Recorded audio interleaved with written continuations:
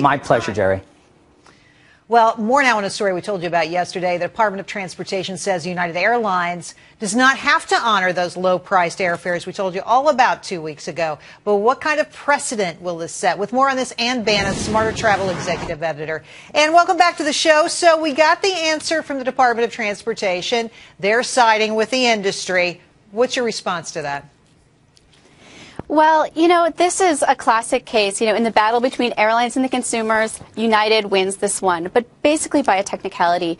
Here, the DOT is basically saying that because a lot of the people who bought these tickets were claiming that their billing address was in Denmark, that wasn't really fair to the airlines, and they gave the nod to United in this case. But these types of fare glitches happen all the time. Sometimes it goes the way of the consumer, sometimes it goes the way of the airlines.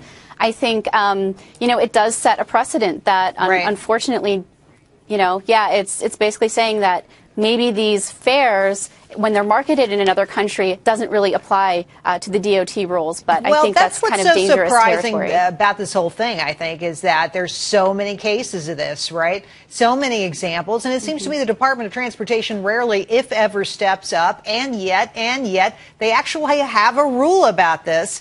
And this is what the rule says. If a consumer purchases a fare, the consumer receives confirmation, then the seller of air transportation cannot increase the price of that air transportation to that consumer, even when the fare is a mistake. So here we are. And I mean, we showed the ticket that one of the travelers received under this program. She got a confirmation. They took the money out of her bank account. It just seems unfair somehow. And I think if United had had any sense of PR, they sure wouldn't have done this. What do you think? Oh, absolutely. This is a case where the airlines could just give a boon to the consumer and say, hey, it was our mistake. Maybe it had to do with our third-party software not operating correctly. We're going to honor these fares. It's good for PR. But it seems like in almost every instance, the airlines are just thinking about their bottom line and they're not reaching out for good customer service. It's a huge mistake. So I have to talk to you about another travel issue since you're here, since we have you on the hook. Carry-on bags, okay? Here's what we're paying. At Spirit, $26 to $100. Allegiance, $10 to $75. The fees, they go on. And let me tell you, I feel like they go up all the time. What do you think that people don't understand about carry-on bag? Well, I think that's one of the big ones. People realize, or they think that, hey, I don't want to pay a bag fee, so I'm going to carry on instead of check. But on some of these airlines, like the ones you've mentioned, they're charging upwards of $100 just to carry on a bag. So you have to absolutely do your homework in advance and make sure you know the rules.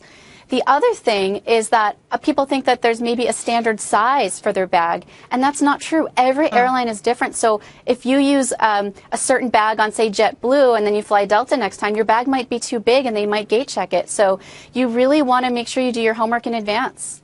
So you mentioned the fees on some carry-on bags on some airlines. Is that going to become, what every airline does? Are we on the way to having fees on carry-on bags? Well, I'll put it this way. I never thought in a million years that JetBlue would be charging for a checked bag, and they just announced that late last year. They're going to do this in the third quarter of this year. So I would say anything is possible, and when they're looking for money, I think that's a very convenient place for them to start looking. And thanks for coming on the show tonight. Great to see you. Great. Thanks for having me, Gerri.